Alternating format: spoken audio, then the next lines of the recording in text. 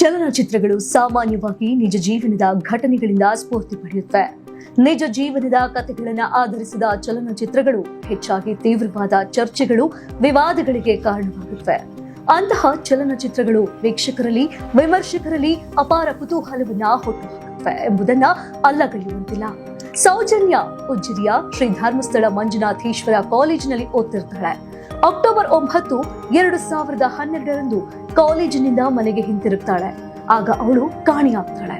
ಮರುದಿನ ರಾತ್ರಿ ಅವಳ ಮನೆಯಿಂದ ಕೇವಲ 300 ಮೀಟರ್ ದೂರದಲ್ಲಿರುವ ನೇತ್ರಾವತಿ ನದಿಯ ಬಳಿ ಅವಳ ಮೃತದೇಹ ಪತ್ತೆಯಾಗಿತ್ತು. ಕೆಲವು ದುಷ್ಕರ್ಮಿಗಳು ಅವಳ ಮೇಲೆ ಅತ್ಯಾಚಾರ ಮಾಡಿ ಕೊಲೆ ಮಾಡಿದ್ರು. ಈ ಪ್ರಕರಣವು ಕರಾವಳಿ ಜಿಲ್ಲೆಯಾದ್ಯಂತ ಭಾರಿ ಕೋಲಾಹಲಕ್ಕೆ ಕಾರಣವಾಯಿತು. ಜನರು ತಕ್ಷಣವೇ ಈ ಪರಿಸ್ಥಿತಿಯ ವಿರುದ್ಧ ಪ್ರತಿಭಟನೆ ನಡೆಸಿ ಬೀದಿಗಿಳಿದ್ರು. ಇದು ಈ ಪ್ರದೇಶದಲ್ಲಿ ಭಾರಿ ಕೋಲಾಹಲಕ್ಕೆ ಕಾರಣವಾಗಿತ್ತು. ಸ್ಥಳೀಯ ಪ್ರಭಾವಿ ವ್ಯಕ್ತಿಗಳು ಅಪರಾಧದ ಪುರಾವೆಗಳನ್ನ ನಾಶ ಮಾಡಲು ಪ್ರಯತ್ನಿಸಿದ್ದಾರೆ ಎಂದು ಜನರು ರ್ಯಾಲಿಯುದ್ದಕ್ಕೂ ಸಾರ್ವಜನಿಕವಾಗಿ ಹೇಳಿಕೊಂಡರು. ಆರೋಪಿ ಸಂತೋಷ್ ರಾವ್ ಪರ ವಕೀಲ ಮೋಹಿತ್ ಕುಮಾರ್ ವಾದ ಮಂಡಿಸಿದ್ರು. ವಿಚಾರಣೆಯ ಸಮಯದಲ್ಲಿ ಆರೋಪಿ ಅತ್ಯಾಚಾರ ಮತ್ತು ಕೊಲೆ ನಡೆದ ಸಮಯದಲ್ಲಿ ಹಾಜರಿರಲಿಲ್ಲ ಮತ್ತು ಅತ್ಯಾಚಾರದ ಆರೋಪವನ್ನ ಬೆಂಬಲಿಸುವ ಯಾವುದೇ ವೈದ್ಯಕೀಯ ವರದಿ ಇಲ್ಲ ಎಂದು ಮೋಹಿತ್ ಕುಮಾರ್ ಪ್ರತಿಪಾದಿಸಿದ್ರು. ಘಟನೆಯ 2 ದಿನಗಳ ನಂತರ ಆರೋಪಿಯನ್ನ ಬಂಧಿಸಲಾಯಿತು. 11 ವರ್ಷಗಳ ನಂತರ ಸೌಜನ್ಯ ಅತ್ಯಾಚಾರ ಮತ್ತು ಕೊಲೆ ಪ್ರಕರಣದಲ್ಲಿ ಹೆಚ್ಚು ಚರ್ಚೆಗೆ ಗ್ರಾಸವಾದ ತೀರ್ಪು ನೀಡಲಾಯಿತು. ಸಾಕ್ಷ್ಯಾಧಾರಗಳ ಕೊರತೆಯನ್ನು ಉಲ್ಲೇಖಿಸಿ ನ್ಯಾಯಾಲಯವು ಆರೋಪಿ ಸಂತೋಷ್ ರಾವ್ ಪರವಾಗಿ ತೀರ್ಪು ನೀಡಿ ಆತನನ್ನ ಬಿಡುಗಡೆ ಮಾಡಲು ಆದೇಶಿಸಿದೆ.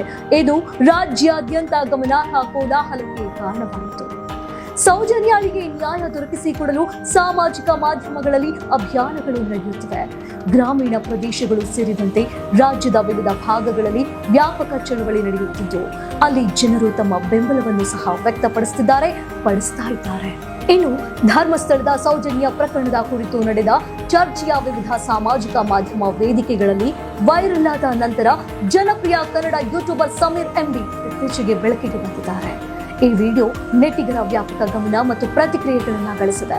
ಈ ಒಂದು ವಿಡಿಯೋದಲ್ಲಿ ಸಮೀರ್ ಹೇಳುವ ರೀತಿ ಗಮನಾರ್ಹವಾಗಿದೆ. ಆತ ನೀಡುವಂತಹ ಮಾಹಿತಿಯನ್ನ ಪ್ರತಿಯೊಬ್ಬರು ಕೂಡ ಗಮನವಿಟ್ಟು ಕೇಳಬೇಕಾಗಿದೆ.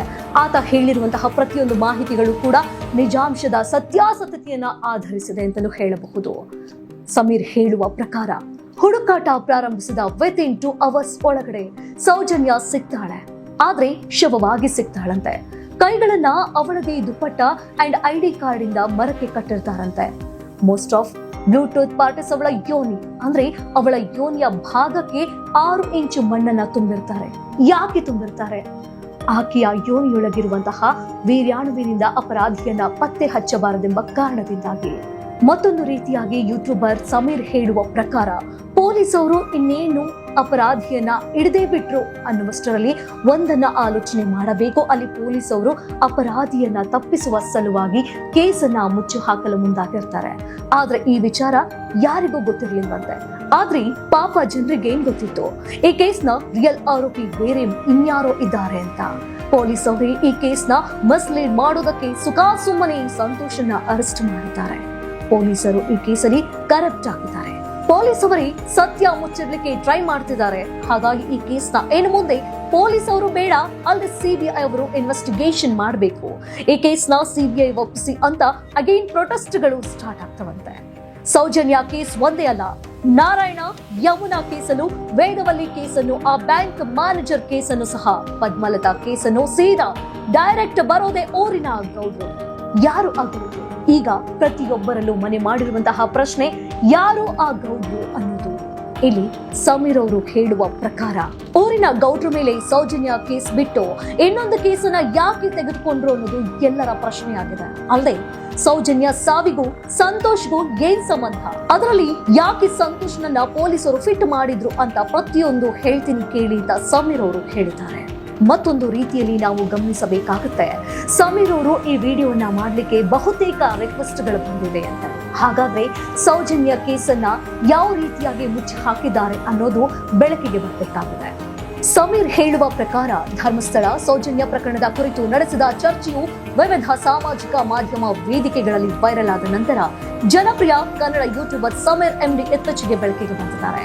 ಈ ವಿಡಿಯೋ ನೆಟ್ಟಿಗರ ವ್ಯಾಪಕ ಗಮನ ಮತ್ತು ಪ್ರತಿಕ್ರಿಯೆಗಳನ್ನ ಗಳಿಸಿದೆ. ಸಮೀರ್ ಎಂಡಿ ಅವರ ಆಳವಾದ ವಿಶ್ಲೇಷಣೆ ಮಾಹಿತಿಗಳು ಬಹಳ ವಿಷಯಕ್ಕೆ ಸಂಬಂಧಿಸಿದ್ದಾಗಿದೆ. ಇಲ್ಲಿಯವರೆಗೂ ಯೂಟ್ಯೂಬರ್ ಸಮೀರ್ ಅವರು ಸೌಜನ್ಯ ವಿಚಾರವಾಗಿ ಮಾತಾಡಿರುವ ವಿಡಿಯೋ ಹಾಗೂ ನೀಡಿರುವ ಮಾಹಿತಿ ಇದು ಅನೇಕರನ್ನ ಊಹಾಪೋಹಗಳಿಗೆ ದೂಡಿದ್ರೆ, ಆದಾಗ್ಯೂ ಯೂಟ್ಯೂಬ್ನಲ್ಲಿ ಪರಿಶೀಲಿಸಲಾಗಿದ್ರೂ ವಿಡಿಯೋ ಲಭ್ಯವಿದೆ. ಈಗಾಗಲೇ ವಿಡಿಯೋ 11 ಮಿಲಿಯನ್ ವೀಕ್ಷಣೆಗಳನ್ನ ಗಳಿಸಿದೆ. ಅಲ್ಲದೆ ಈ ವಿಡಿಯೋವನ್ನ ಹರಿಬಿಟ್ಟಿರುವ ಕಾರಣ ಈಗಾಗಲೇ ಸಮೀರ್ಗೆ ಬೆದರಿಕೆಯ ಕರೆಗಳು ಬರ್ತಾ ಇದೆಯಂತೆ. ಯಾವ ಸಮಯದಲ್ಲಿ ನನಗೆ ಏನಾಗುತ್ತೋ ಗೊತ್ತಿಲ್ಲ, ಎಲ್ಲರೂ ಕೂಡ ಈ ವಿಡಿಯೋವನ್ನ ಸೇವ್ ಮಾಡ್ಕೊಳ್ಳಿ, ಸೌಜನ್ಯಾಳಿಗೆ ನ್ಯಾಯವನ್ನ ದೊರಕಿಸಿಕೊಡಿ ಅಂತಲೂ ಕೂಡ ಸ್ವತಃ ತಾವೇ ಯೂಟ್ಯೂಬರ್ ಸಮೀರ್ ಹೇಳಿಕೊಂಡಿದ್ದಾರೆ. ನನ್ನ ಮನೆ ಅಡ್ರೆಸ್ ಲೀಕ್ ಮಾಡಿರೋರಿಗೆ, ನನ್ನ ಫೋನ್ ನಂಬರ್ ಲೀಕ್ ಮಾಡಿರೋರಿಗೆ ನಾನು ಹುಡ್ಕೊಂಡು ಬಂದು ಹೊಡಿಯೋದು ಮ್ಯಾಟರೇ ಆಗಲ್ಲ. ಸೊ ಹೇಳಕ್ಕಾಗಲ್ಲ ನನ್ನ ಜೊತೆ ಅವಾಗೇನಾಗುತ್ತೆ ಅಂತ. ಯೂಟ್ಯೂಬರ್ ಸಮೀರ್ ಅವರ ಬೆಂಬಲಕ್ಕೆ ಇಡೀ ಟ್ರೋಲ್ ಪೇಜಸ್, ಸಾಕಷ್ಟು ವ್ಲಾಗರ್ಸ್ ಹಾಗೆ ಯೂಟ್ಯೂಬ್ನ ಸಾಕಷ್ಟು ಅನೇಕ ಕ್ರಿಯೇಟ್ ಕಂಟೆಂಟರ್ಸ್ ಕೂಡ ನಿಂತಿದ್ದಾರೆ. ಅವರ ಬೆಂಬಲಕ್ಕೆ ನಮ್ಮ ಸ್ತ್ರೀ ವಾಹಿನಿಯು ಕೂಡ ನಿಂತಿದೆ. ಸದಾಕಾಲ ನಮ್ಮ ಹೋರಾಟ ನಿರಂತರವಾಗಿರುತ್ತದೆ.